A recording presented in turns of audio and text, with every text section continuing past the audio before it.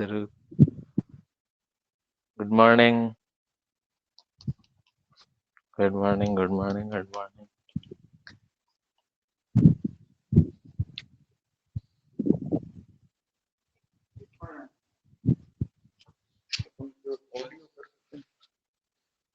Audio live video नहीं है sir.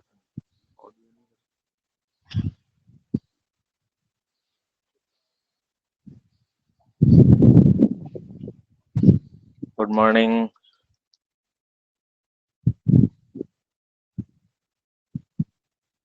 हाँ हाँ, स्कूल वाले स्टाइल में बोला, वेरी गुड। अब घर पे तो चिल्ला नहीं सकते ना।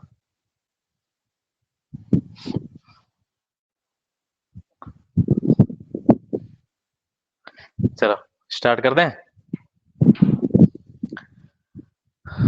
स्कूल कब खोलेंगे? क्या करोगे स्कूल आके? वैसे जब भी स्कूल आते थे तो रोज रोज कहते थे कि सर स्कूल आना अच्छा नहीं लगता, नहीं कहते थे?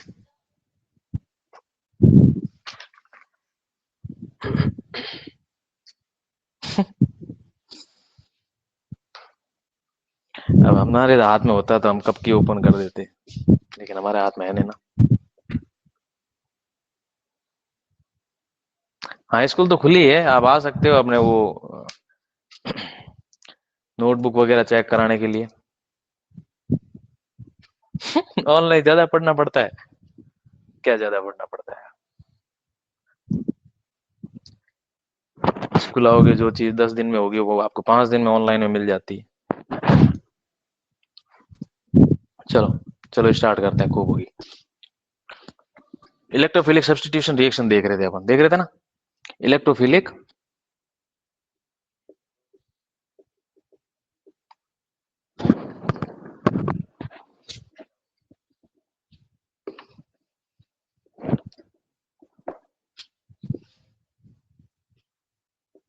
इलेक्ट्रोफिलिक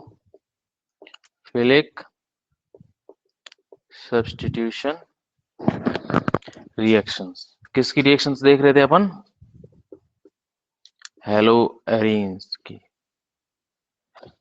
है ना?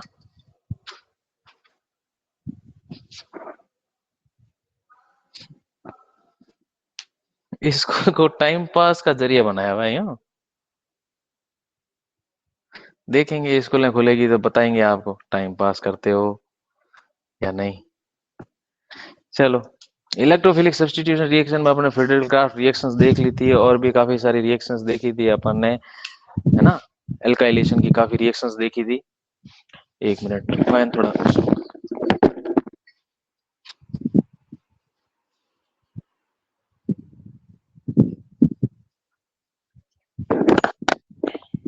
एल्काइलेशन की काफी सारी रिएक्शंस आपने देखी थी, वो सारी रिएक्शंस आपकी इलेक्ट्रोफिलिक सब्स्टिट्यूशन रिएक्शन शो करती।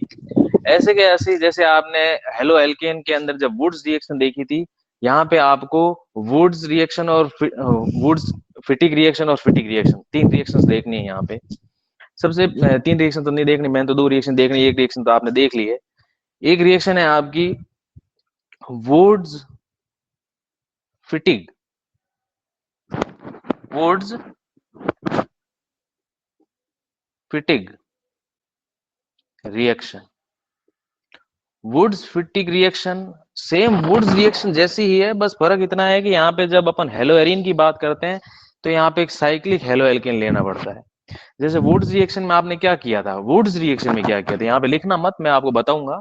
वुड्स फिटिक अलग है। वुड्स रिएक्शन में आपने क्या किया था, एक कोई भी आपने हेलोएल्केन लिया, उसकी रिएक्शन किसी मेटल के साथ में ड्राई ईथर के साथ कराई थी, और जो भी ये एल्केन था ये डबल फॉर्म में मिल गया था आपको, ऐसे मिल गया था ना? यहाँ पे तो ये हेलो एल्केन था, लेकिन जब अपन वुड्स फिटिक की बात करते हैं तो हेलो एरिन का यहाँ पे कोई ना कोई कंट्रीब्यूशन होगा। वो सेम ही रिएक्शन है, सेम ही टाइप का प्रोडक्ट है। बस आपको एक चीज ध्यान रखनी है कि वुड्स रिएक्शन टाइप की रिएक्शन देगा। वुड्स रिएक्शन जब भी बात करें सिर्फ हेलो एल्केन का प्रोडक्ट बनेगा। वुड्स फिटिक और फिटिक वो रिएक्शन देखें तो आपको एरिल जो ग्रुप है वो आपको मिलेंगे। जैसे आप बात करते हैं वुड्स फिटिक के अंदर, वुड्स रिएक्शन में आप क्या लेते थे, आप वुड्स रिएक्शन में ये लेते थे, इसलिए वुड्स का सेम टू सेम आपने रिएक्टेंट ले लिया। फिटिक जब रिएक्शन आती है, फिटिक ने क्या किया था, इसी टाइप का जो हेलो एल्केन है जिसको उसने साइक्लिक फॉर्म में यूज किया था, उसने क्या किया था, एक कोई हेलो एल्केन था जिसको क्या किया उसने साइक्लिक फॉर्म, ये जो ग्रुप लिया ये फिटिक ने लिया था और ये था वुड्स का।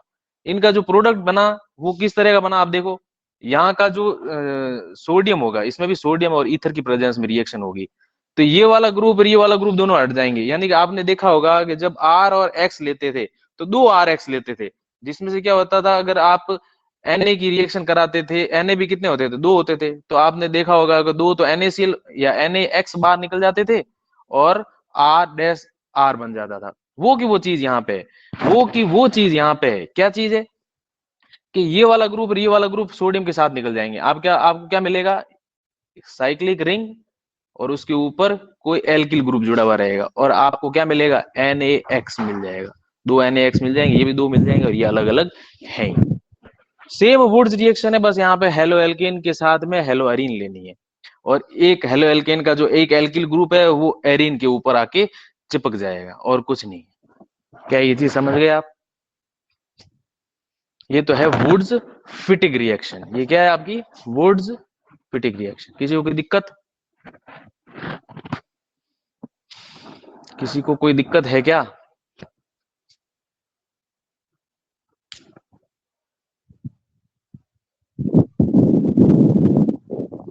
कोई दिक्कत हो तो बता दो। ओके, अब नेक्स्ट इसी के अंदर एक रिएक्शन आती है जिसको अपन बोलते हैं फिटिक रिएक्शन। फिटिक रिएक्शन बताओ क्या होगा, रिएक्टेंट बताओ, आप भी बता दो। फिटिक के अंदर दोनों के दोनों एरिल ग्रुप होंगे, क्या होंगे, दोनों के दोनों एरिल ग्रुप होंगे और इनकी रिएक्शन किसके साथ कराओगे, किसी मेटल के साथ में ड्राई ईथर की प्रेजेंस में कराओगे। अब ड्राई ईथर की प्रेजेंस में करा रहे हो तो क्या होगा, आपको मिलेगा क्या, जैसे यहाँ पे एरिल के ऊपर एल्किल जुड़ता था, यहाँ पे दोनों के दोनों एरिल है, तो आपको किस तरह का प्रोडक्ट मिलेगा, इस तरह का प्रोडक्ट मिलेगा। ये दोनों के दोनों एरिल ग्रुप हैं, वो इस तरह से अटैच हो जाएंगे और आपको साथ में क्या मिल जाएगा, NaX, दो NaX मिल जाएंगे। क्या कोई दिक्कत? हाँ वेरी गुड। दो हेलो एरिन कैसे बने ने, दो, हाँ दो नहीं बनेंगे, ये दो नहीं बनेंगे, ये तो एक ही बनेगा, इसमें एक ही बनता है, वो दो बन जाएंगे, ये तो एक ही बनता है, दो नहीं बनेंगे, एक ही बनता है। ओके, कोई दिक्कत, क्या कोई दिक्कत?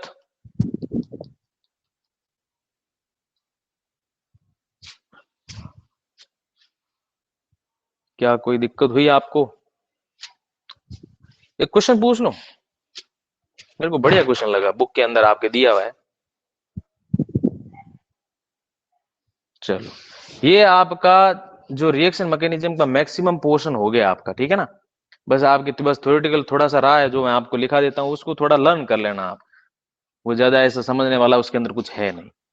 आपको एक क्वेश्चन देता हूँ, एग्जाम में क्वेश्चन कैसे आते हैं वो बताता हूँ। एग्जाम में आज तक आपने जो पढ़ा है वैसे क्वेश्चन मुश्किल से 20-25% आते हैं। एग्जाम में क्वेश्चन कैसे आते हैं वो देखो, आपके पास में एक RX ग्रुप है, इसकी रिएक्शन आपको मैग्नीशियम से करानी है, किसकी प्रेजेंस में, ड्राई ईथर की प्रेजेंस।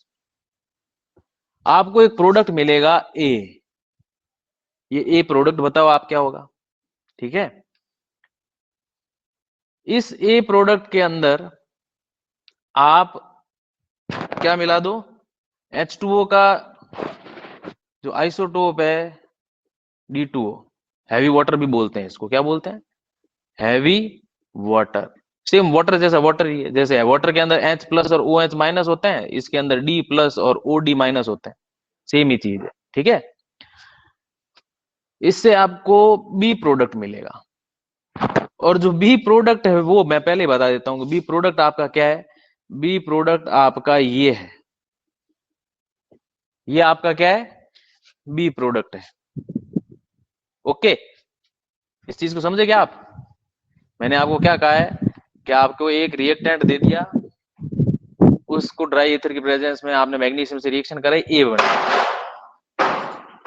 उस ए को D2O के प्रेजेंस में आप बी में कन्वर्ट करो, बी प्रोडक्ट ये है, तो बताओ रिएक्शन के अंदर ए और बी क्या है? ए और बी को बनाने के लिए ये सबसे इंपॉर्टेंट है, ये आर कैसा लोगे, बस इस पे डिपेंड करता है कि ये जो आर लोगे, ये आर कैसा लोगे और आपको ऐसा प्रोडक्ट बनाना है, कैसे बनाओगे बताओ। एग्जाम में क्वेश्चन ऐसे आते हैं।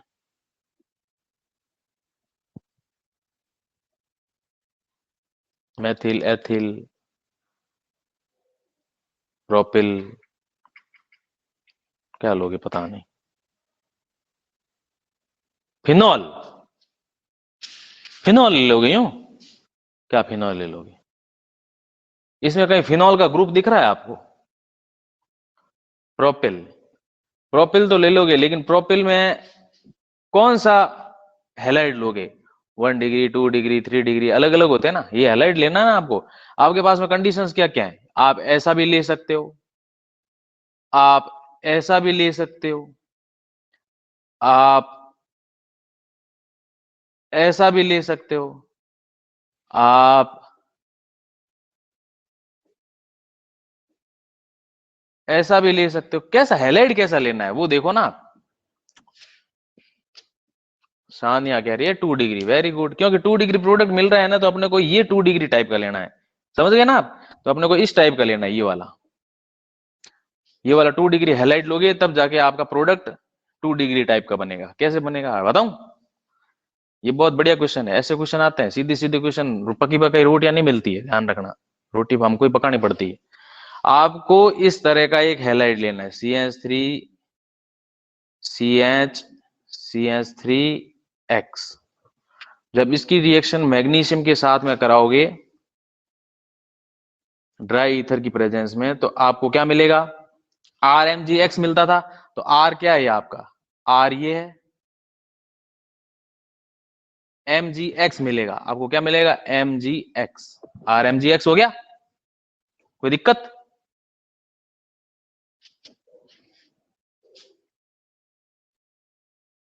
हाँ हाँ पहले बोला, बढ़िया बढ़िया, पहले बोला, बस आपको 10 नंबर ज्यादा देंगे बस। ये RMgX बन गया आपकी, ठीक है।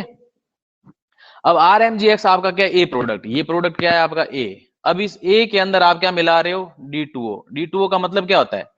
आपको D प्लस मिलेगा और OD माइनस मिलेगा, और इसको जब ब्रेक करते हो तो आपको मालूम है इसके ऊपर पार्शियल नेगेटिव होता है, इसके ऊपर पार्शियल पॉजिटिव चार्ज होता है। तो पॉजिटिव है वो नेगेटिव के साथ में अटैच हो जाएगा, और पॉजिटिव ये वाला इस नेगेटिव के साथ में अटैच हो जाएगा। आपको क्या मिलेगा? CH3 CH CH3, यहाँ पे तो D जुड़ जाएगा, और साथ में एक प्रोडक्ट और मिल जाएगा MgODX।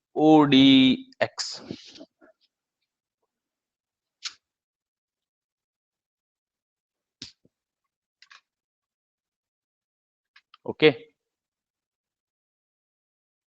कोई दिक्कत? कोई दिक्कत?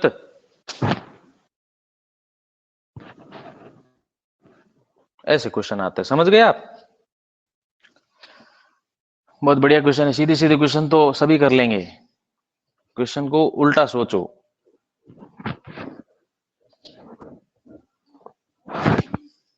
आगे करते हैं।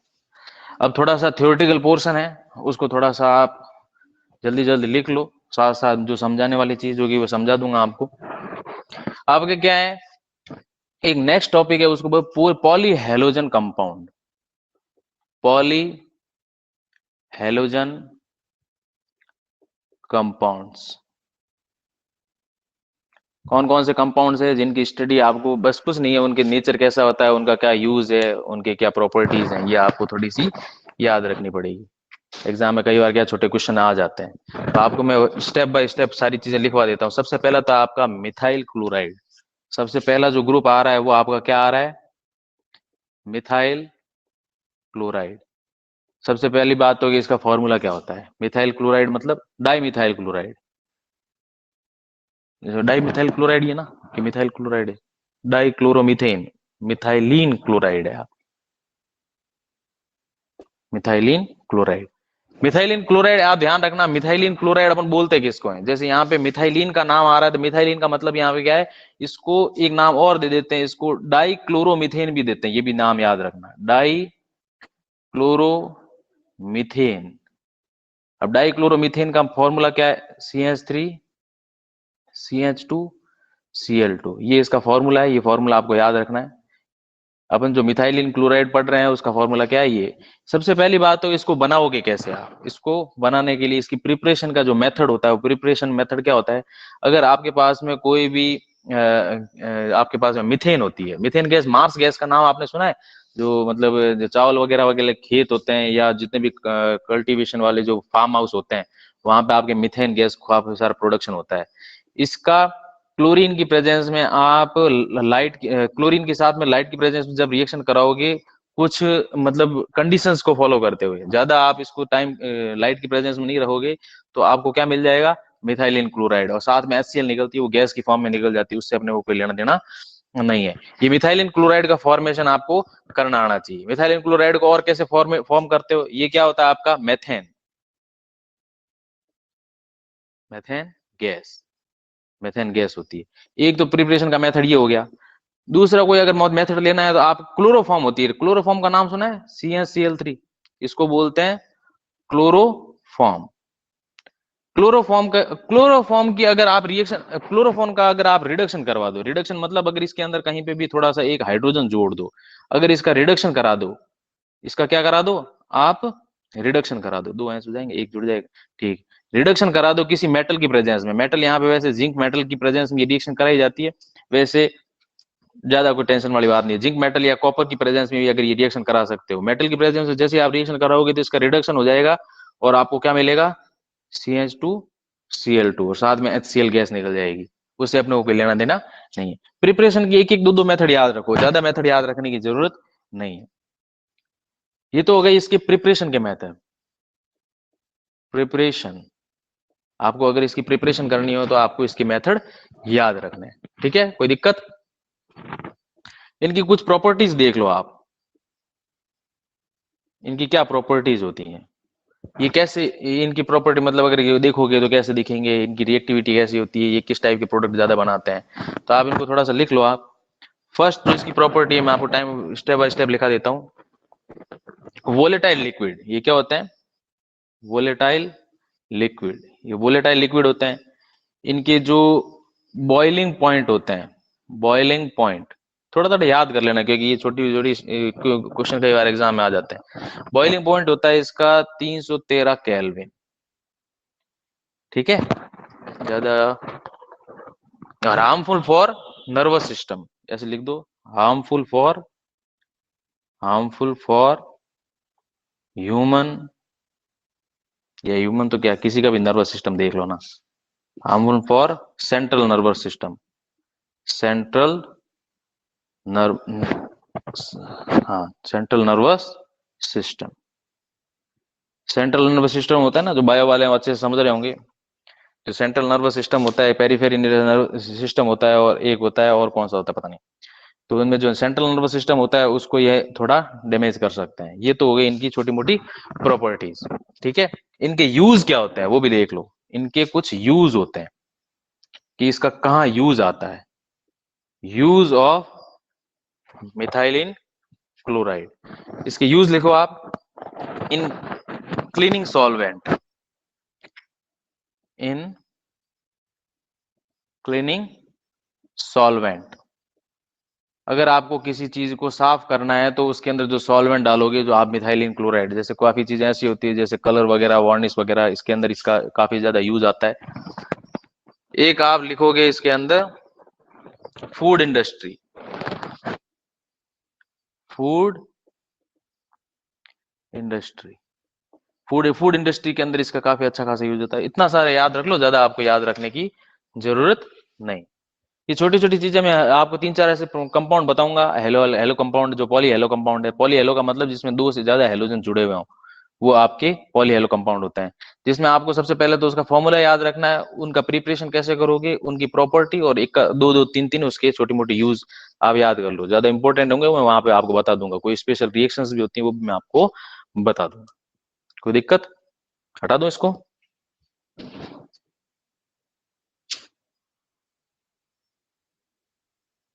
ओके, इसको लिख लिया हो तो नेक्स्ट चलते हैं अपन। इसके बाद में क्लोरोफॉर्म देख लो आप। नेक्स्ट जो आपका टॉपिक है वो क्या है, पॉलीहेलोजन कंपाउंड कौन सा है, नेक्स्ट है वो आपका है क्लोरोफॉर्म। नाम सुना ही होगा, CH Cl3। क्लोरोफॉर्म को कैसे प्रिपेयर करोगे आप?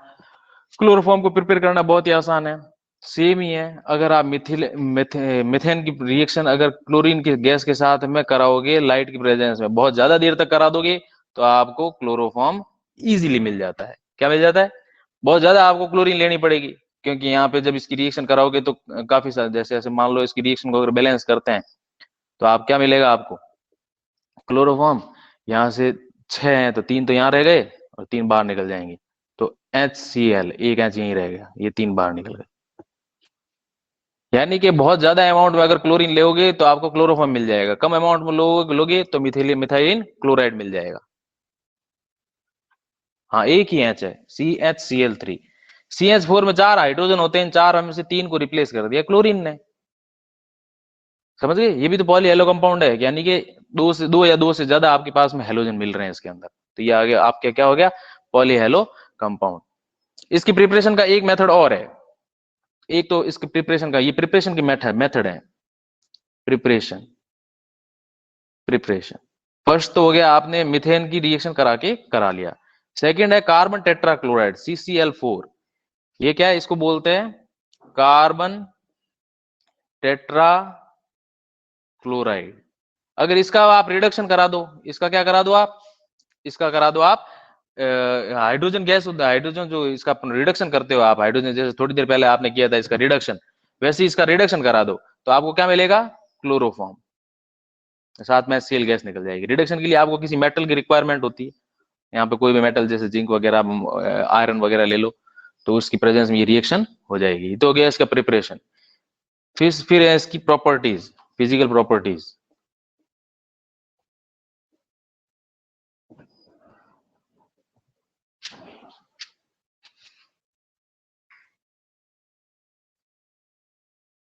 सर खाएंगे तो सेंट्रल नर्वस सिस्टम को डैमेज नहीं करेगा।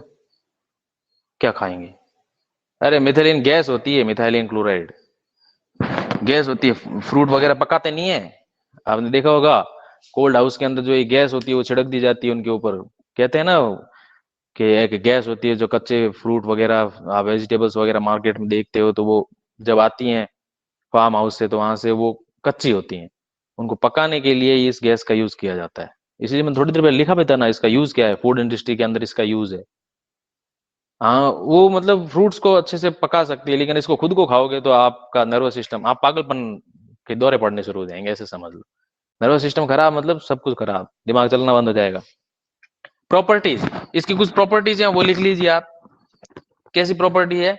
ये एक कलरलेस और हैवी लिक्विड है। क्या है ये? Colourless and heavy liquid. Heavy liquid, थोड़ा सा भारी होता है, इसका मतलब ये नहीं है कि इसको उठा ही नहीं सकते, भारी होता है थोड़ा सा। और क्या है, इसकी स्टिकी ऑर्डर होती है।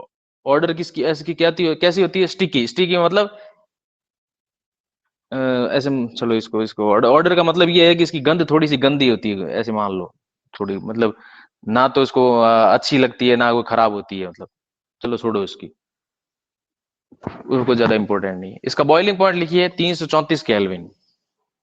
बॉइलिंग पॉइंट कितना है इसका, 334 केल्विन। ये कई बार छोटी छोटी चीजें ऐसी होती है जो एग्जाम में पूछ लेते हैं। Slightly soluble in water, slightly soluble in water, पानी में अच्छी तरह घुलता नहीं है। ये वही क्लोरोफॉर्म है जिसको फिल्मों में देखा होगा आपने, रुमाल के ऊपर लगा के लोगों को सुंगा देते हैं, बेहोश हो जाते हैं, सुना है? तो बेहोश मत करना, लैब में मिलते हैं, लेकिन लैब में मिलते हैं तो उसकी एक रिएक्शन होती है, उस रिएक्शन को अगर वो रिएक्शन हुई भी है तो वो अपने लिए बहुत ज्यादा हार्मफुल है। वो रिएक्शन बताऊंगा अभी आपको मैं, ठीक है? ओके, अब इसकी लिख लो आप यूज। यूज या इसकी प्रॉपर्टी, और भी प्रॉपर्टी के अंदर एक प्रॉपर्टी और लिखा देते हैं, आप एक चीज देखो, इसकी ये केमिकल प्रॉपर्टी है वो, कि जब भी आप किसी क्लोरोफॉर्म की बात कर रहे हो, क्या कर रहे हो, CHCl3, अगर इस क्लोरोफॉर्म को अगर आप थोड़ी सी लाइट दे दो, क्या दे दो, थोड़ी सी अगर लाइट दे दो, तो ये क्लोरोफॉर्म थोड़ा ब्रेक हो जाता है और भी ज्यादा, जैसे सिर्फ लाइट की प्रेजेंस में क्लोरोफॉर्म बना हुआ आपके पास में, उसमें क्लोरीन और ऐड नहीं की है, सिर्फ क्लोरोफॉर्म जो प्योर बना हुआ है उसके अंदर आपने क्या की, थोड़ी सी लाइट ऐड कर दी। तो आप क्या देखते हो, इसके अंदर एक कंपाउंड बनता है जिसको अपन, जिसमें इसमें से HCl बाहर निकल जाएगा, तो आपको एक कंपाउंड मिलेगा CCl2, इसको बोलते हैं डाइक्लोरोकार्बीन, इसको क्या बोलते हैं, डाइक्लोरोकार्बीन, डाइक्लोरोकार्बीन। ठीक है, इस कार्बन के पास में एक लॉन पेयर पड़ा रहता है, ये बहुत ज्यादा रिएक्टिव कंपाउंड होता है। लेकिन क्या होता है, इस रिएक्टिव कंपाउंड का अगर ऑक्सीडेशन करा दिया जाए, ऑक्सीडेशन का मतलब अगर इसकी बोतल को खोल के रख दिया जाए, ओपन एनवायरनमेंट में रख दिया जाए, तो ये एक गैस का फॉर्मेशन करता है। इसको क्या बोलते हैं, उसको क्या बोलते हैं, उसको बोलते हैं फॉस्जीन। उसको क्या बोलते हैं, फॉस्जीन। इसको क्या बोलते हैं अपन, फॉस्जीन। कैमरा ऊपर करूं यूं, कैमरा तो सही है, ऊपर वाली तो हेडिंग थी, ये तो पहले लिखी हुई थी, इसलिए मैंने ऊपर किया नहीं।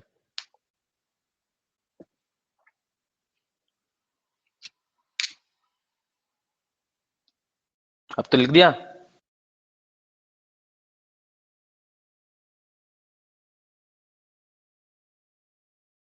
ध्यान से देखना इसको, अगर क्लोरोफॉर्म को अगर लाइट की प्रेजेंस में रखते हो तो इसमें एक रिएक्टिव कंपाउंड बनता है जिसको बोलते हैं अपन कार्बिन, डाइक्लोरो है तो डाइक्लोरोकार्बिन बन गई।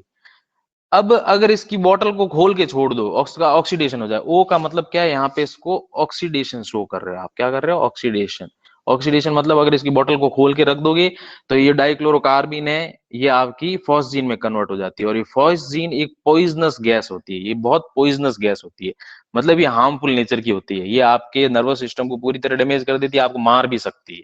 ठीक है, लेकिन इसकी पॉइजनस नेचर को कम करने के लिए साइंटिस्ट लोग या लेबोरेटरी के अंदर जो भी रखते हैं, तो वो इस फॉस्जिन जो ये पॉइजनस गैस है, इसको कन्वर्ट होने से रोकने के लिए इसमें थोड़ा सा एल्कोहल, 1% एल्कोहल का सोल्यूशन ऐड कर देते हैं। कैसे कर देते हैं, ये देखो मैं बता देता हूं अभी आपको।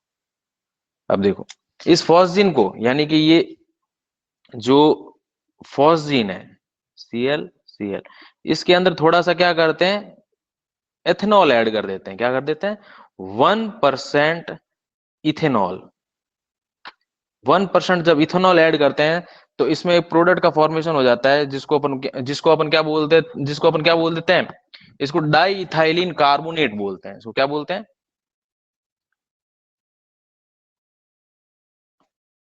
CH2, CH3, CH2, CH3।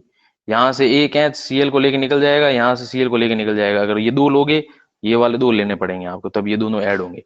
इसको बोलते हैं diethylene carbonate, diethylene या डाई इथाइलिन कार्बोनेट, कार्बोनेट। ये आपका हार्मफुल नहीं होता, ये वाला आपका हार्मफुल, टू क्लोरो, क्या है, मिथेनॉन, क्या टू क्लोरो मिथेनॉन, ये वाला, हाँ, two chloromethanone. Very good, IUPAC name इसका टू क्लोरोमिथेनॉन, इसी को अपन फॉस्जीन बोलते हैं। ठीक है, कोई दिक्कत,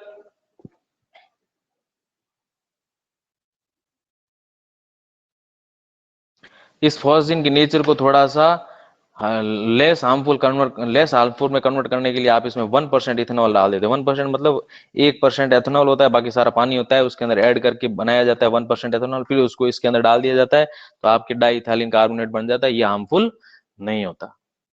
इसीलिए आपने देखा होगा कि जब भी प्योर क्लोरोफॉर्म लेके आते हैं, प्योर क्लोरोफॉर्म को भी यूज नहीं करना चाहिए, क्योंकि क्लोरोफॉर्म की जैसे जो बोतल होती है, उस बोतल के अंदर ये आपकी लाइट होती है, जो रेडिएशन होती है, ये उसके अंदर चली जाती है, तो क्लोरोफॉर्म को ये डाइक्लोरोकार्बिन में कन्वर्ट कर देती है। ये रिएक्टिव बहुत होता है, अगर इसकी बोतल को थोड़ी देर खुला छोड़ दोगे तो ये फॉस्जिन में कन्वर्ट हो जाएगी, फिर उसको किसी को सूंघाओगे तो वो बेहोश तो होगा कि नहीं होगा, वो मर जाएगा। ठीक है ना, इसलिए इसको सिर्फ बेहोश करने के लिए यूज में लिया जाता है, इसलिए इसकी बोतल को अच्छे से पैक किया हुआ रहता है, उसका ऑक्सीडेशन होने से रोका। इसको डार्क एनवायरनमेंट में रखा जाता है, ये भी ध्यान रखना कि लाइट की प्रेजेंस में ये इसमें कन्वर्ट हो जाएगी, डब्बा खोलते ही आपके गैस बन जाएगी, वो हार्मफुल होगी। इसलिए इसको डार्क बोतल में, जो ब्लर्ड बोतल होती है, जिसकी ऐसी बोतल जो मतलब का जो अच्छा खासा कलर होता है, कलर वाली बोटल्स होती है, जिसके अंदर अच्छे से लाइट नहीं जा सके उसका, और डार्क एनवायरनमेंट में रखी जाती है। क्लोरोफॉर्म ऐसे नहीं है ढक्कन खोल के बाहर रख दिया जैसे जब थोड़ा थोड़ा सूंघ लेंगे, वो वाली बात नहीं है, हार्मफुल होती है। ओके, ये इसकी एक हो गई छोटी सी प्रॉपर्टी। आगे चलें, आगे चलें, एक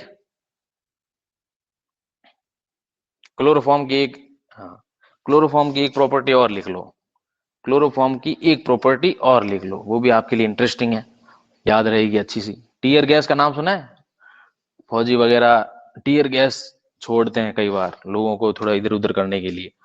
तो आप देखोगे कि जो एसीटोन होता है, क्या होता है एसीटोन, देखा है आपने? CH3 C double bond O CH3। इस एसीटोन की रिएक्शन अगर क्लोरोफॉर्म से करा लोगे, किसके साथ करा लोगे? क्लोरोफॉर्म के साथ करा लोगे। हेलो, आवाज आ रही है आपको?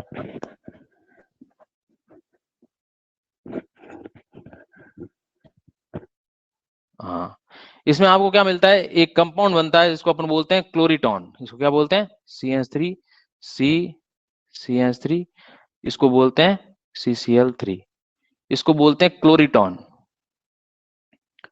क्लोरीटोन। ये क्लोरीटोन होता है, ये हिप्नोटिक रिएजेंट होता है, इसको क्या बोलते हैं? Hypnotic reagent, hypnotic compound. Hypnotic compound का मतलब ये है कि ये आपके स्लीपिंग एजेंट का काम करता है, स्लीपिंग एजेंट। पहली बात तो यह है, स्लीपिंग एजेंट मतलब जो भी नींद की गोलियां होती है वो यही होती है, डॉक्टर लोग देते हैं ना नींद की गोलियां। कैमरा ऊपर लूं, लो। अगर आप एसीटोन की रिएक्शन क्लोरोफॉर्म के साथ कराते हो तो आपको क्लोरीटोन नाम का कंपाउंड मिलता है। ये क्लोरीटोन एक हिप्नोटिक कंपाउंड होता है। क्या होता है हिप्नोटिक मतलब? वो हिप्नोटिज्म होता है ना, आपने देखा है ऐसे ऐसे एक आगे वो फिल्मों में देखा होगा, ऐसे कोई हीरा वगैरह होता है, वो ऐसे वो ऑसिलेटरी मोशन कराते हुए बताते हैं, फिर वो आपने आदमी हिप्नोटाइज हो जाता है, वो मतलब किसी के वश में हो जाता है, इस टाइप का। व्यवस वश में कुछ नहीं होता, स्लीपिंग एजेंट है वो, थोड़ी देर में अपना दिमाग होता है वो, उसका जो सिस्टम होता है वो काम करना बंद कर देता है, और आदमी को नींद आना शुरू हो जाती है ना, आंखें बंद हो जाती है। तो वही होता है ये हिप्नोटिक एजेंट, यानी कि क्लोरोफॉर्म बहुत इंटरेस्टिंग है ना। आप क्लोरोफॉर्म को सूंघा के लोगों को मार सकते हो, बेहोश कर सकते हो, लेकिन ऐसे काम नहीं करने हैं, ध्यान रखना। ठीक है, फिल्में देख के ऐसे काम नहीं करने। और अगर इसको एसीटोन के साथ में मिला के अगर इस तरह से करो, एसीटोन आपके नेल पॉलिश वगैरह में खूब होता है, उसके अंदर डाल के आप बनाओगे तो ये आदमी को बेहोश करने वाली जो गोलियां होती है उस टाइप का नेचर आपको देता है। नेक्स्ट एक थोड़ी सी एक प्रॉपर्टी, स्पेशल प्रॉपर्टी है, अगर आप क्लोरोफॉर्म की रिएक्शन HNO3 से कराते हो, क्या कराते हो? HNO3 से, तो आपको एक कंपाउंड मिलता है। क्या मिलता है? हाइड्रोजन को रिप्लेस करके यहाँ पे NO2 लगा दोगे, NO2Cl3। ये जो कंपाउंड है इसको बोलते हैं tear gas compound. Tear gas compound का मतलब क्या है? इसको क्लोरोपिक्रिन भी बोलते हैं। किस, क्या बोलते हैं इसको? क्लोरोपिक्रिन। हाँ, फिल्म देखने का टाइम नहीं है तो क्या मैं क्या कहूँ। इसको क्या बोलते हैं? Chloropicrin, chloropicrin. ये टीयर गैस होता है। टीयर गैस मतलब ऐसे जो छोटे मोटे बॉम्ब वगैरह होते हैं, जो फौजी वगैरह या पुलिस वाले होते हैं, जो क्या करते हैं, टीयर गैस बॉम्ब वगैरह छोड़ देते हैं, जिससे काफी सारा धुआं होता है और लोगों को आंसू आने शुरू हो जाते हैं, आंखें वगैरह सब जलनी शुरू हो जाती है, तो लोग इधर उधर हो जाते हैं, भीड़ को इधर उधर करने के लिए काम में आता है। वो भी आपका क्लोरोफॉर्म से ही बनता है। क्लोरोफॉर्म के अंदर थोड़ा सा नाइट्रिक एसिड डालो, आपको टीयर गैस, काफी सारा धुआं निकलेगा उसमें से, वो धुआं क्या होता है? आपका क्लोरोपिक्रिन। टीयर गैस का इसके अंदर फॉर्मेशन होना शुरू हो जाए, ये गैस ही है एक तरह की टीयर गैस, मतलब इससे आंखें जलती शुरू हो जाती है। हाँ, tear gas. S gas, Govardhan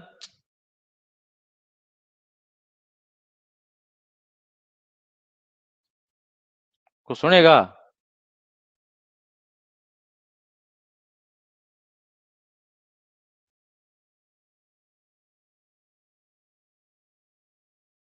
Cl is more acidic, Cl acidic नहीं होता। अरे HCl होता है, इसको जब ब्रेक करते हो तो H प्लस और Cl माइनस में कन्वर्ट होता है। तो ये जो Cl माइनस है ना, ये Cl माइनस क्या है आपका, ये कॉन्जुगेट बेस है, ये एसिड नहीं है, ये conjugate base of HCl। HCl का कॉन्जुगेट बेस है ये, एसिड थोड़ी ना है ये। आप एसिड कैसे बोल रहे हो उसको, एसिड तो H प्लस होता है। Cl का काम क्या है, इलेक्ट्रॉन डोनेट करना। इसके पास Cl का मतलब क्या है, इसके ये इलेक्ट्रॉन डोनेट करेगी, एक्सेप्ट थोड़ी ना करता है। एक्सेप्ट करते हैं वो एसिड होते हैं। ओके,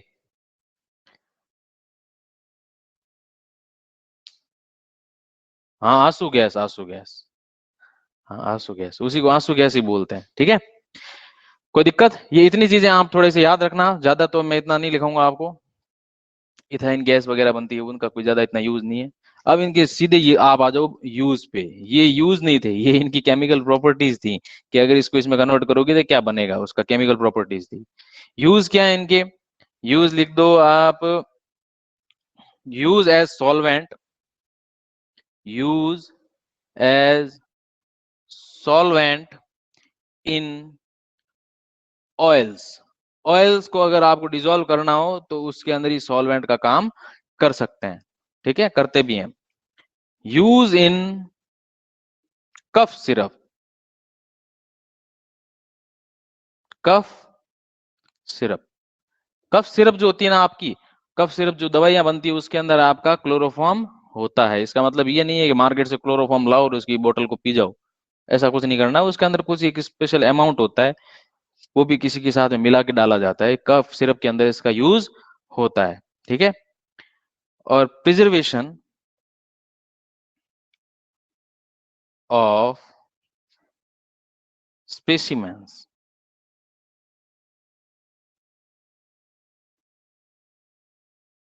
इन लैब, लैब के अंदर जितने भी आपके जो आपके एनाटॉमिकल जो भी आपके जो पार्ट है एनिमल्स के, या एनिमल्स खुद हैं, उनको प्रिजर्व करने के लिए भी इसका यूज किया जाता है। वैसे दूसरे को काफी सारे आ गए हैं आजकल, ये जो ये तो पहले के टाइम में यूज लिया जाता था, आजकल इसका ज्यादा यूज नहीं लिया जाता है। क्या है, ठीक है, मानस फार्मेसी की दुकान नहीं है यहाँ पे। ठीक है, और एनेस्थेटिक सर्जरी के अंदर काम आता है, इसका काम क्या है, सर्जरी के अंदर।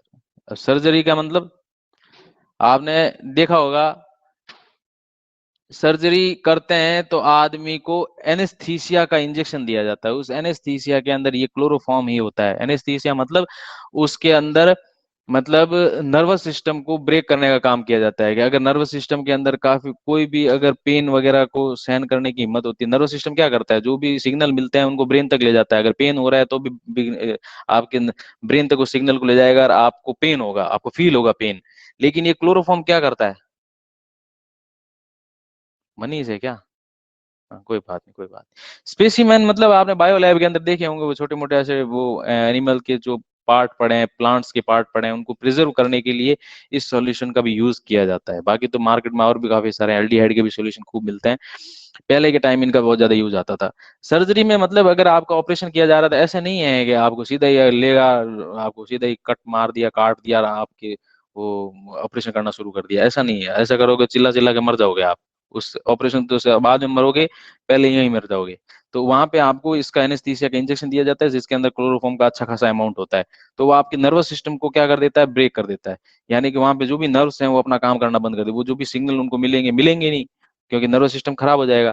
तो आपको वहां पे पेन नहीं होगा। लेकिन ये चीजें खराब होती है बॉडी के लिए, नर्वस सिस्टम को ब्रेक करना ज्यादा अच्छा नहीं है। ज्यादा बार बार जो ऑपरेशन करते हैं लोग, वो ऑपरेशन इसी कारण मना करते हैं कि सर्जरी के अंदर क्लोरोफॉर्म का कम से ये एनेस्थीसिया का कम से कम यूज किया जाए। अब मजबूरी है, क्या करें, लोगों को दर्द सहन करना मुश्किल होता है इसलिए। ठीक है, ये इनके यूज हो गए। आपने क्लोरोफॉर्म अच्छे से पढ़ लिया, ये थोड़ी थोड़ी चीजें हैं, इनको याद रखना आप। ठीक है, नेक्स्ट जो आपका है वो है आयोडोफॉर्म। नेक्स्ट जो कंपाउंड है वो क्या है, आयोडोफॉर्म। आयोडोफॉर्म का फॉर्मेशन, आयोडोफॉर्म क्या होता है, एक टाइप का क्लोरोफॉर्म जैसे ही कंपाउंड होता है। जैसे CH Cl3 था, ये CHI3 होता है, और कुछ नहीं होता। क्लोरोफॉर्म, ये आयोडोफॉर्म होता है। इसका फॉर्मेशन कैसे करोगे आप? इसके फॉर्मेशन के लिए आपके पास में एक मेथड होता है।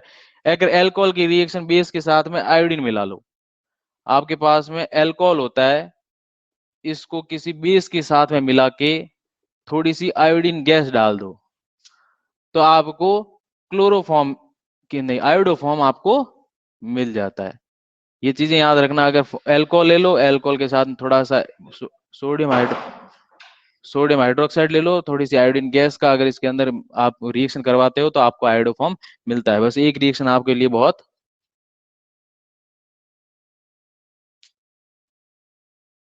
और क्या करना है, यूज इतने बता दिया और बहुत है।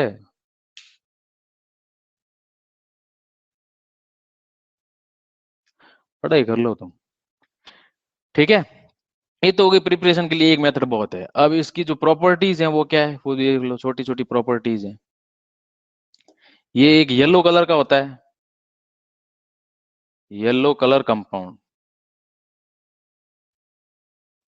येलो कलर कंपाउंड, ये slightly soluble in water, slightly soluble in water, iodoform है। जैसे क्लोरोफॉर्म भी आपका ऑयल्स के अंदर सोल्यूबल होता था, वैसे वैसे ही ये थोड़ा बहुत वाटर के अंदर हल्का फुल्का सोल्यूबल हो सकता है, क्योंकि अल्कोहल का अच्छा खासा पार्ट होता है मतलब वो होता है इसके अंदर, इसलिए। ठीक है। स्लाइटली का मतलब, अगर आप यहाँ पे जैसे क्लोरोफॉर्म का नेचर है वैसे ही अगर लिखो स्लाइटली, और इनसॉल्युबल भी लिख दो आप, क्योंकि स्लाइटली को आप नॉर्मली इनसॉल्युबल ही मानते हो। एल्कोहल का पार्ट अच्छा खासा होता है, इसलिए उस मिक्सर के अंदर वो होगा, तो आयनिक नेचर अच्छा खासा मिल सकता है आपको, तो इसके अंदर आप इनसॉल्युबल भी लिख सकते हो, कोई बड़ी बात नहीं है कि स्लाइटली को इनसॉल्युबल मान सकते हो। ठीक है। नेक्स्ट जो इसका यूज है वो आप देखो, इसका मेल्टिंग पॉइंट होता है, मेल्टिंग पॉइंट कितना होता है, 382 केल्विन। काफी अच्छे खासे टेम्परेचर पर जाके पिघलता है ये, लिक्विड होता है, ये लिक्विड होता है, गैस नहीं है, यहाँ पे लिक्विड की फॉर्म में है, लिक्विड फॉर्म में। ठीक है। इसको इस टेम्परेचर पर लाके, इसको मेल्ट करा के इसको रिएक्शन करवानी पड़ती है। ठीक है। ये तो हो गई इसकी प्रॉपर्टीज। कौन सी प्रॉपर्टीज? फिजिकल प्रॉपर्टीज, या कुछ भी मान लो, केमिकल प्रॉपर्टीज, ज्यादा कुछ नहीं है। और इसके अब थोड़े से यूज देखो, इसका यूज कहाँ आता है? फार्मा इंडस्ट्री में आता है, use in pharma industry, use in pharma industry, बहुत है, इससे ज्यादा कुछ नहीं है इसका यूज। छोटा सा कंपाउंड है, ज्यादा कुछ पढ़ना नहीं है। ऊपर लिखते हैं, चलो ये ले हटा दूं, ये तो हटा दूं, जल्दी जल्दी यार, क्लास पूरी करनी है आज। ये तो हो गया आपका आयोडोफॉर्म। अब थोड़ा सा आपके बचा है कार्बन टेट्राक्लोराइड, फ्रियॉन भी तो बचा है, कार्बन टेट्राक्लोराइड। फार्मा क्या होता है? दवाइयां बनाने वाली जो इंडस्ट्री होती है उसको फार्मा इंडस्ट्री, जहाँ पे दवाइयां अच्छी खासी बनती है ना।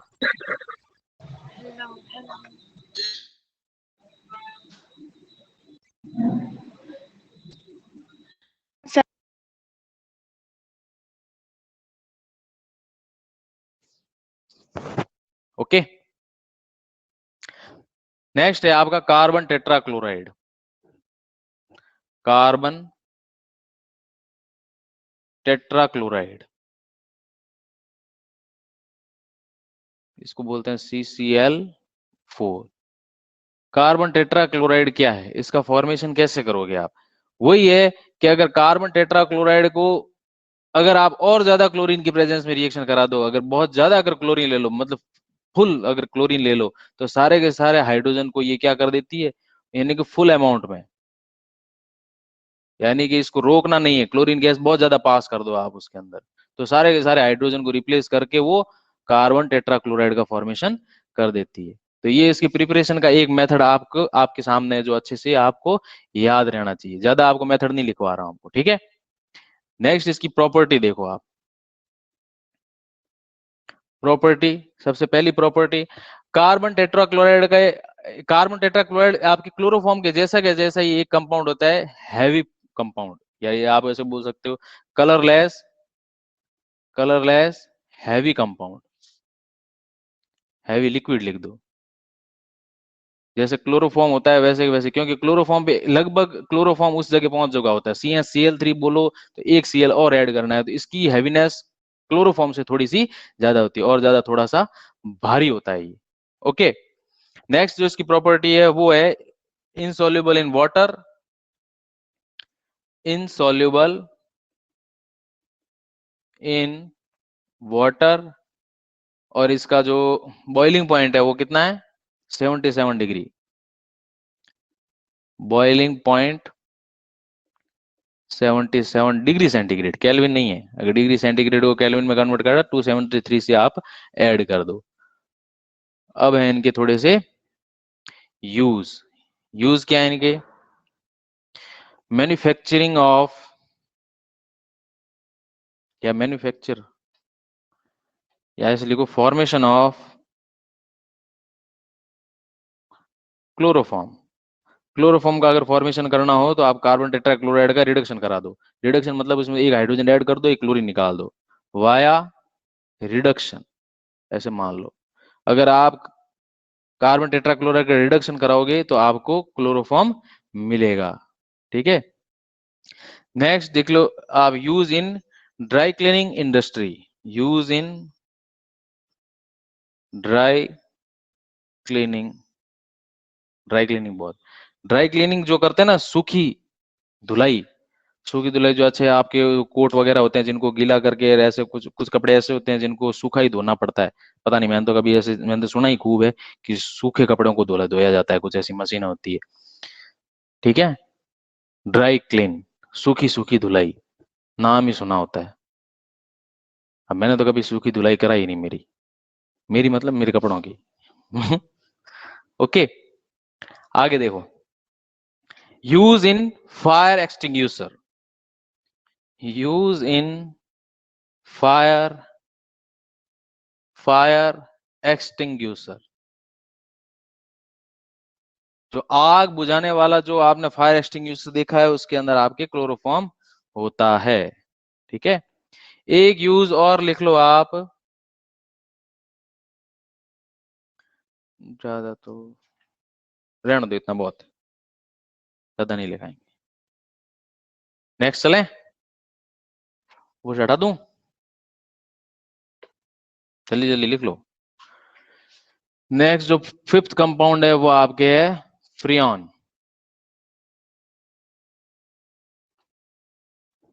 कंपाउंड क्या है आपके, फ्रियॉन, हटा दूं ये पूरा, ये लिख रहे हो, इनको तो याद करना है, अब क्या है इसमें, कोई बड़ी बात तो कुछ है नहीं। ओके, छोटी क्लास में पढ़ चुके हो कि कोई पर्टिकुलर फ्रियॉन है, फ्रियॉन क्या है आपके रेफ्रिजरेटर एसी के अंदर जो गैस होती है ना, वही तो फ्रियॉन गैस होती है, फ्रियॉन, फ्रियॉन गैस जो होती है वो मिथेन, इथेन और हेलोजन का एक कंपाउंड होती है, किसका कंपाउंड होती है, या ऐसे मान लो कि एक एल्केन या मिथेन मान लो आप, मिथेन का अगर कंपाउंड या एल्केन का कंपाउंड मान सकते हो।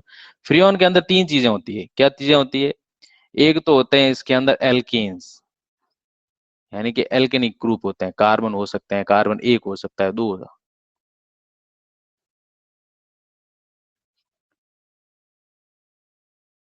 क्या टोटल कितने कंपाउंड है, कंपाउंड एक दो और हैं, ज्यादा कुछ नहीं है। अब देखो फ्रियॉन के जो कंपाउंड होते हैं उनके अंदर नॉर्मली चीज आपको क्या मिलेगी, एक तो एल्केन्स मिलेंगे, एल्केन में आपको कार्बन नंबर एक भी हो सकता है, कार्बन दो भी हो सकता है, तीन भी हो सकते हैं, एक आपको फ्लोरीन कंपाउंड मिलेगा और एक आपको क्लोरीन मिलेगा। ठीक है, ये तीन आपके एलिमेंट से मिलकर आपका फ्रियॉन बना होता है। इन फ्रियॉन को एक नाम दिया जाता है, नाम उन नाम का नेचर आपको इतना पढ़ने की जरूरत है नहीं, डिफरेंट डिफरेंट टाइप के आपके फ्रियॉन होते हैं, जिसमें जिसको अपन CFC कंपाउंड भी बोलते हैं, CFC कंपाउंड, CFC कंपाउंड्स भी बोलते हैं इनको, क्या बोलते हैं अपन, CFC मतलब क्लोरोफ्लोरोकार्बन, क्लोरोफ्लोरोकार्बन, समझ गए? क्लोरो मतलब क्लोरीन, फ्लोरीन मतलब एफ, और एफ एल्केन का मतलब कार्बन, क्लोरोफ्लोरोकार्बन, इसलिए इसको CFC बोलते हैं। ठीक है, हाँ, क्लोरोफ्लोरोकार्बन। बाकी इसका आप इसकी प्रिपरेशन का मेथड वगैरह आपको अगर पढ़ना हो तो देख लो, मैं बता देता हूँ आप। अगर आपको फ्रीऑन 12 का फॉर्मेशन करना है, प्रिपरेशन प्रिपरेशन अगर आपको फ्रीऑन 12 का फॉर्मेशन, अब ये 12 कैसा है ये भी देख लो आप, कि फ्रीऑन 12 किसको बोलोगे। वैसे ज्यादा इंपॉर्टेंट कुछ है नहीं, बताऊं क्या? फ्रीऑन 12, फ्रीऑन 13, फ्रीऑन 14 ये क्या होते हैं? कोई ज्यादा जरूरी है नहीं, ऐसे ऐसे चलने दो आप। फ्रीऑन 12 का कंपाउंड का जो फॉर्मेशन होता है वो किससे होता है? अगर आप कार्बन टेट्राक्लोराइड की SbF3 से अगर रिएक्शन कराते हो तो आपको एक फ्रीऑन मिलता है, जिसको अपन क्या बोलते हैं? फ्रीऑन 12, जिसका फॉर्मूला होता है CCl2F2, इसको बोलते हैं फ्रीऑन 12। बता दूं क्या कि ये 12 13 नाम कैसे बोलते हैं? 10th की चीज है ये तो। इसको बोलते हैं फ्रीऑन 12। अब 12 कैसे बोलते हैं वो भी देख लेना आप, मैं बताता हूं आपको। आपको कुछ कैलकुलेशन देखनी पड़ेगी। क्या क्या कैलकुलेशन से? देखो, आपको मैं 3 चीजें लिखा के बताऊंगा, एक एक्स, एक वाई, एक जेड। एक्स किसको रिप्रेजेंट करता है, वाई किसको रिप्रेजेंट करता है, और जेड किसको रिप्रेजेंट करता है। इसके नाम पे आप किसी भी फ्रीऑन का नाम पता लगा सकते हो कि इसको फ्रीऑन 11 बोलोगे, 12 बोलोगे, 13 बोलोगे, क्या बोलोगे। ठीक है। एस का मतलब क्या है कि नंबर ऑफ कार्बन जो भी होते हैं आपके, क्या होते हैं, अगर किसी भी कंपाउंड का नाम दिया हुआ है कि बताओ इसका नाम क्या है, तो उसमें जितने भी नंबर ऑफ कार्बन होते हैं, नंबर ऑफ कार्बन, उसमें से एक माइनस कर दो। क्या कर दो? उसमें से एक माइनस कर दो। ठीक है। ऐसे कैसे? अगर वाई को अगर रिप्रेजेंट करना है तो वाई का मतलब क्या होता है? जितने भी हाइड्रोजन है उसके अंदर एक ऐड कर दो, यानी कि नंबर ऑफ हाइड्रोजन प्लस 1। जितने भी आपको हाइड्रोजन दिए हुए हैं उसके अंदर एक हाइड्रोजन ऐड करना है। और जेड का मतलब क्या होता है? उसके अंदर जितने भी फ्लोरीन एटम है, यानी कि नंबर ऑफ फ्लोरीन एटम्स, ये जितने भी लिखे हुए हैं उनको जेड से रिप्रेजेंट करते हैं। क्लोरीन का यहाँ पे कोई भी डिनोशन नहीं होता, नो नीड या नो, नॉट यूज, यानी कि क्लोरीन का कोई रोल नहीं है किसी भी नाम में, ध्यान रखना। अगर आपको इसी कंपाउंड की मैं बात करता हूं तो बताओ इस कंपाउंड के अंदर कितने कार्बन है? एक कार्बन है। एक्स का मतलब क्या होता है? जो भी आपका कार्बन होता है उसमें से एक माइनस कर दो। यहाँ पे कार्बन कितने हैं? यहाँ पे कार्बन एक है, तो एक में से एक माइनस किया तो क्या हो गया? 0। फिर बाद में क्या है? नंबर ऑफ हाइड्रोजन, हाइड्रोजन कितने यहाँ पे? हाइड्रोजन है ही नहीं, लेकिन उसमें एक ऐड करना है, तो मतलब कम से कम एक तो आएगा ही आएगा। ओके। जेड क्या है? Number of fluorine atom. यहाँ पे फ्लोरीन एटम कितने हैं? 2 है, तो फ्लोरीन एटम को ना तो ऐड करना है ना आपको माइनस करना है, जितने फ्लोरीन एटम है वो एज इट इज यहाँ पे लिख दो। तो इसलिए इस फिर फ्रीऑन का नाम क्या होगा? फ्रीऑन 12। ओके, समझ गए?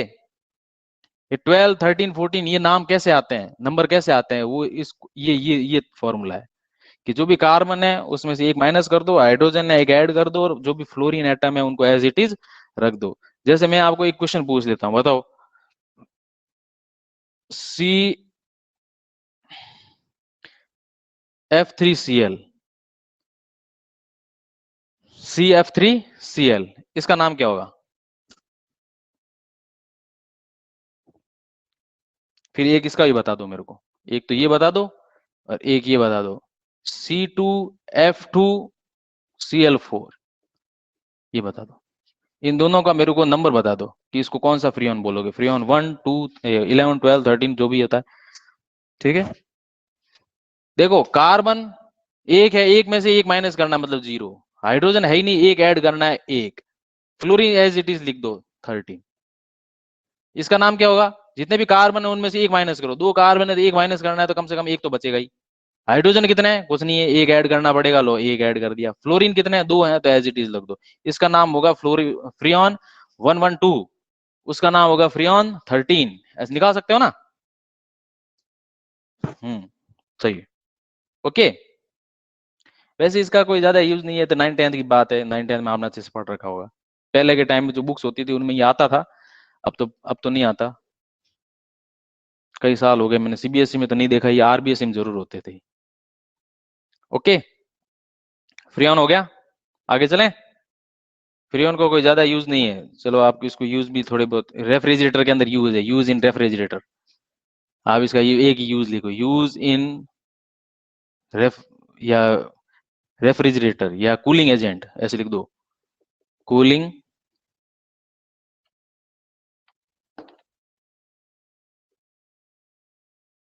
क्या लिख रहा हूं,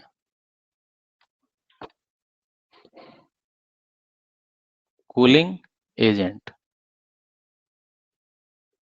cooling use as cooling agent, cooling agent की तरह से यूज किया जाता है। वो कूलिंग एनवायरनमेंट को भी कूल कर सकता है और आपके, हाँ एसी में भी होता है, एनवायरनमेंट मतलब एसी को ठंडा करता है कूलिंग एजेंट।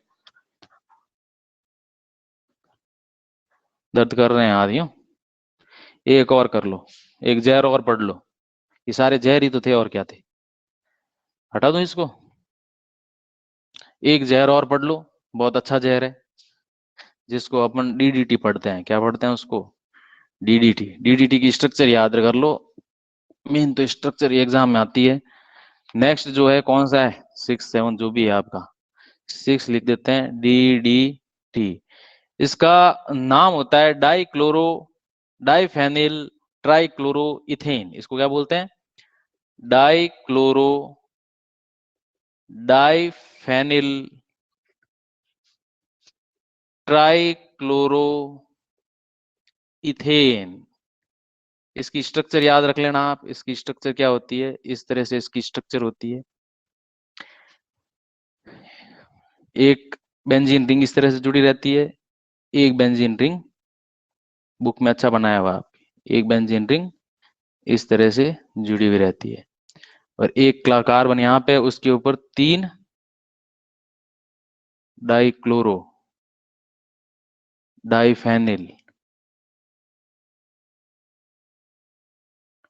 हाँ इसके ऊपर एक एक क्लोरो होगा, एक एक क्लोरीन इसके ऊपर जुड़ा हुआ रहेगा, एक सीएल एक सीएल, और यहाँ पे एक हाइड्रोजन। ये कंपाउंड होता है ना, कि और कुछ होता है, ये होता है, मैंने तो ये देखा था, यही है।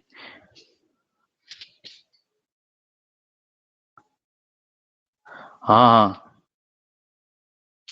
हाँ, केमिस्ट्री में सब जहर ही होते हैं। हाँ तो ये जहर ये ले लो, और क्या है, ये जहर ही है और क्या है, इसको ले लो, इसको दिमाग में डाल दो, नंबर अच्छे आएंगे। अब देखो, डाइक्लोरो का मतलब ये 2 क्लोरीन है, डाइक्लोरो डाइफेनिल, ये फेनिल ग्रुप है एक ग्रुप, ये दूसरा ग्रुप, ट्राइक्लोरो इथेन, 3 क्लोरो जुड़े हुए हैं, और इथेन कहाँ है इसमें बताओ, ये भी एक कार्बन है और ये भी एक कार्बन है, 2 कार्बन है, इसलिए इसको इथेन बोल दिया जाता है। इसकी स्ट्रक्चर को ज्यादा पढ़ना होता है, इसकी स्ट्रक्चर को याद रखो बस, ठीक है, ओके, कोई दिक्कत। अब इसका यूज लिख लो, बस ज्यादा आपको इसको प्रॉपर्टी वगैरह के अंदर नहीं जाना, इसका यूज लिख लो, यूज एज ए इंसेक्टिसाइड, इसकी यूज लिख दो, फर्स्ट यूज है as a insecticide, insecticides, insecticides होते हैं ना, कीड़े मकोड़े वगैरह खेतों के अंदर छिड़काव करते हैं इनका, तो उनको मारने के लिए इसका यूज आता है। मलेरिया वगैरह के अंदर जो मच्छर वगैरह होते हैं उनको प्रिवेंट करने के भी काम में आता है, लेकिन ये आजकल पता नहीं मच्छर इसके फर्क नहीं पड़ता, वो दूसरे जो आपके आपके आ जाते हैं ना, वो स्प्रे वगैरह, उनसे भी ज्यादा रेजिस्टेंस मिलनी शुरू हो गई आजकल तो इन मॉस्किटोज को, तो उन पे भी ज्यादा, वैसे आप यूज कर सकते हो उनका भी, कोई बड़ी बात है नहीं। हाईली टॉक्सिक होते हैं, हाईली टॉक्सिक होते हैं, बहुत ज्यादा जहरीले होते हैं। और क्या यूज है, वाटर सॉल्युबल होते हैं, वाटर सॉल्युबल, इसी तरह पानी के अंदर घोल करके इनका छिड़काव किया जाता है, पानी में घुलेंगे नहीं तो ये छिड़काव क्या करोगे इसका, ठीक है। मजे की बात यह है कि सबसे इंपॉर्टेंट चीज है जहर का ये है, it is most stable compound.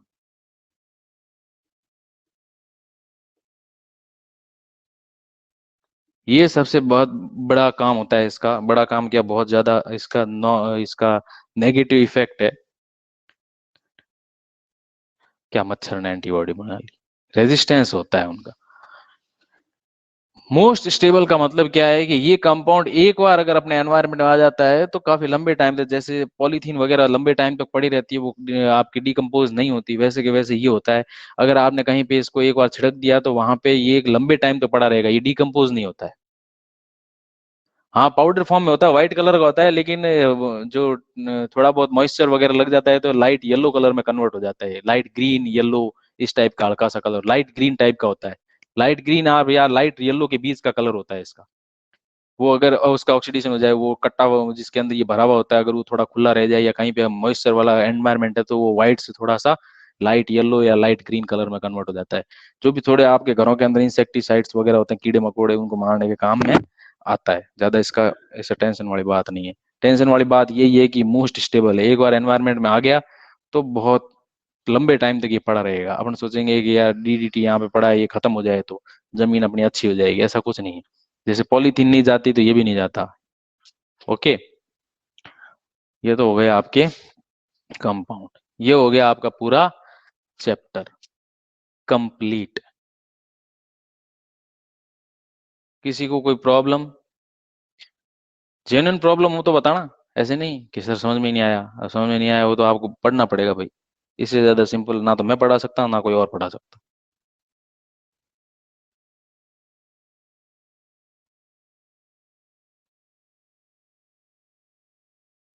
खुश हो गए ना? एक बार चैप्टर रिपीट, रिपीट करने के लिए आप वीडियो वापस देख लो, मेरे को क्या मेहनत करा रहे हो। हाँ, चैप्टर खत्म हो गया। टाइम अच्छा खराब करने का मौका है। अब मौका नहीं मिल सकता आपको, क्योंकि अगर रिपीट ही करना है तो आप उनसे वीडियो को वापस देखो, घूम फिर के वही चीजें आपको शॉर्टकट में बताऊंगा।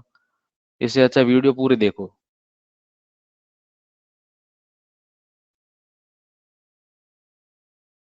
हाँ तो चलो, बाय। जिसको जाना है जाओ, जिसको प्रॉब्लम है वो खड़े रहो। आज वाला समझ में आ गया?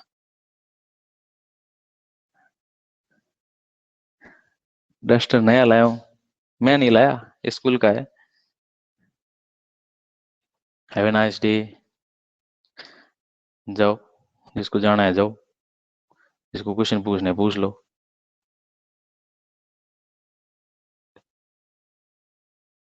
मार्कोनिको और एंटी मार्कोनिको रूल बताऊं?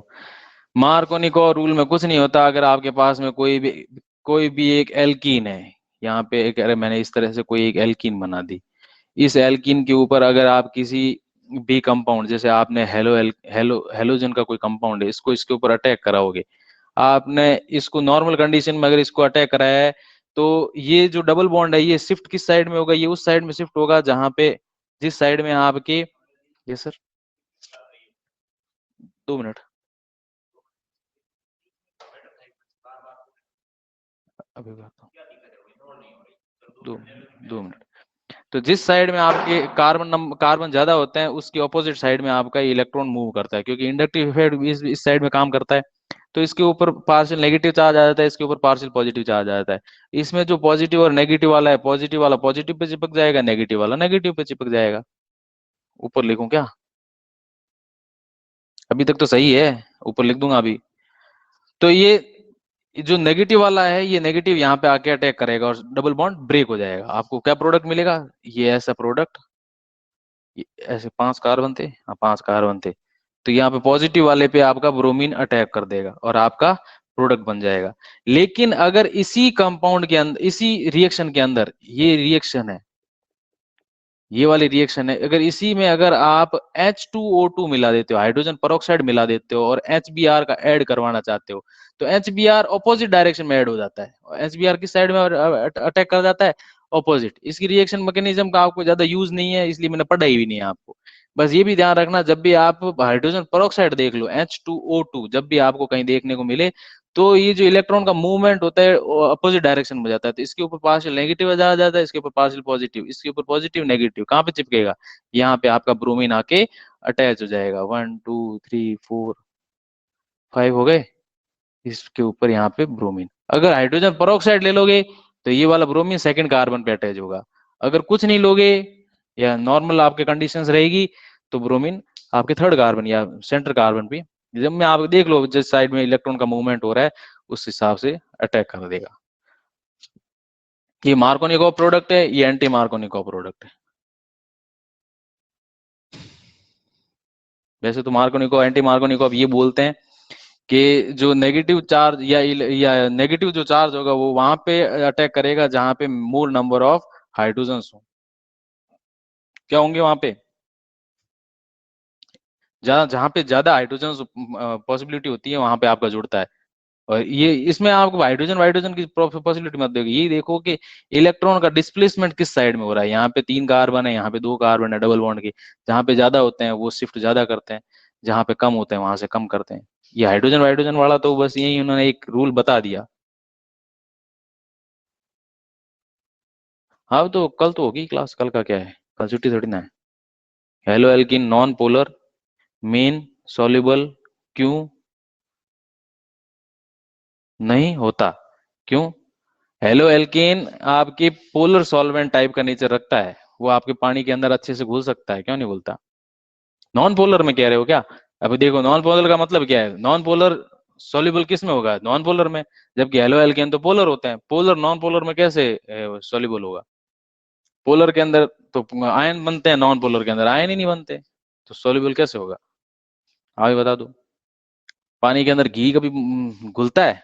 क्योंकि उसके अंदर घी के अंदर पोलरिटी नहीं होती, नॉन पोलर होता है। और जो वाटर होता है उसके अंदर पोलरिटी होती है, पोलर पोलर में डिसॉल्व होगा, नॉन पोलर में डिसॉल्व होगा। बॉन्ड ब्रेकिंग बॉन्ड फॉर्मेशन की स्ट्रेंथ भी तो सेम होनी चाहिए, समझ गए? नॉन पोलर के अंदर कोवेलेंट नेचर ज्यादा होते हैं, पोलर के अंदर आयनिक नेचर ज्यादा होते हैं। होते तो दोनों कोवेलेंट ही हैं, लेकिन उसके अंदर थोड़े इलेक्ट्रॉन शिफ्ट एक साइड में कर जाते हैं। नॉन पोलर के अंदर इलेक्ट्रॉन दोनों साइड में बैलेंस बना के रखते हैं। आगे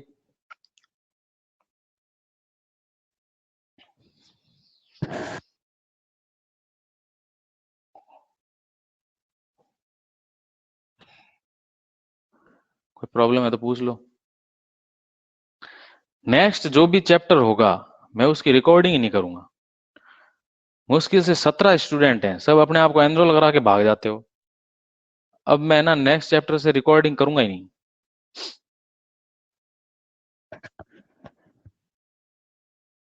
कल से स्टार्ट हो रहा है नेक्स्ट चैप्टर, जो भी मैं पढ़ा दूंगा रिकॉर्डिंग बंद रहेगी आपकी। देखते हैं, ऑर्गेनिक का तो बच्चों ने मना किया है। ऐसा नहीं करूं यूं, क्यों?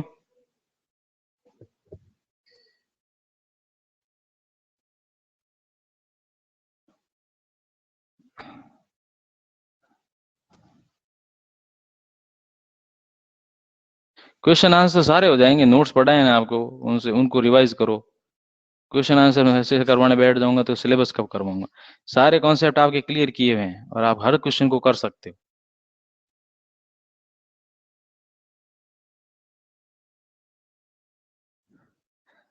हैं।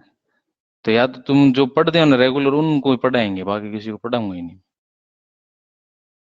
चलो चलो रिकॉर्डिंग ऑन रखेंगे बस। कभी हमें देखना हो तो, क्या देखना हो तो।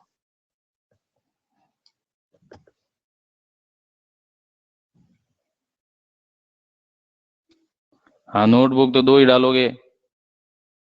एक ये आपकी क्लास चलती है क्लास वर्क कॉपी, एक होमवर्क जिसके अंदर आप इन टेक्स्ट के क्वेश्चन करोगे। हाँ रिकॉर्डिंग रखेंगे, लेकिन रिकॉर्डिंग सिर्फ उन्हीं बच्चों को दिखाऊंगा जो रेगुलर रहते हैं। कुछ वापस रिपीट कर देंगे क्या?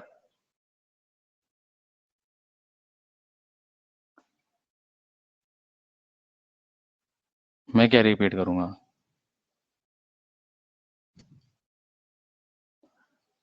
हाँ कोई बात नहीं, रिकॉर्डिंग रिकॉर्डिंग सिर्फ उन्हीं के लिए रहेगी जो रेगुलर रहते हैं, बाकी सबको उड़ा देंगे।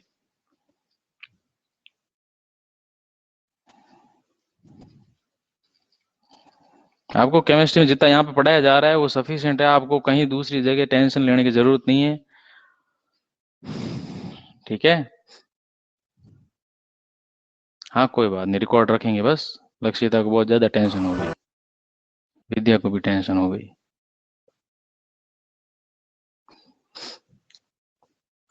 पेरेंट्स के ऊपर ज्यादा प्रेशर डालने की जरूरत नहीं है आपको, क्योंकि कहीं दूसरी जगह जाओगे तो इकोनॉमिक कंडीशन हर एक की एक जैसी नहीं होती। और क्यों बिना फालतू के अंदर एक ही चीज को 10 जगह पढ़ना, घूम फिर के वही चीज अगर आप रिवाइज करने में चलाओगे, यूज लोगे टाइम को, तो अच्छा रहेगा। एक ही चीज को मैं पढ़ा रहा हूँ, एक ही चीज को किसी दूसरी यूट्यूब चैनल से देखो, तीसरी जगह कहीं और जाके पढ़ो, तो घूम फिर के केमिस्ट्री केमिस्ट्री दिमाग इतना खराब हो जाएगा कि हो जाओगे। इससे अच्छा केमिस्ट्री को छोड़ दो, दूसरे सब्जेक्ट को ज्यादा ध्यान दो, दूसरी जगह जैसे भी है। लेकिन किसी भी सब्जेक्ट को पढ़ रहे हो तो सिर्फ एक जगह से पढ़ो, अलग अलग जगह से ज्यादा पढ़ने से कुछ नहीं, आपको प्रैक्टिस ज्यादा मांगता है। आपकी साइंस जो भी होती है वो प्रैक्टिस मांगती है ना। एक बार पढ़ लिया बस, खत्म करो उसको, अब उन कॉन्सेप्ट को क्वेश्चंस पे अप्लाई करना शुरू कर दो बस। अरे होता है, तभी तो मैं कह रहा हूँ, कोई यूट्यूब पे क्या देखेगा, कोई क्या देखेगा। बस ये है कि कोई अलग वे से बताता है, कोई अलग वे से बताता है, किसी के कैच करने की पावर अलग होती है, किसी की कैच करने की पावर अलग होती है। लेकिन सिर्फ एक जने से एक बार पढ़ लो बस, बार बार अलग अलग आप इस तरह से पढ़ने में टाइम खराब मत करो। बस आया। ओके, अच्छा चलता हूँ।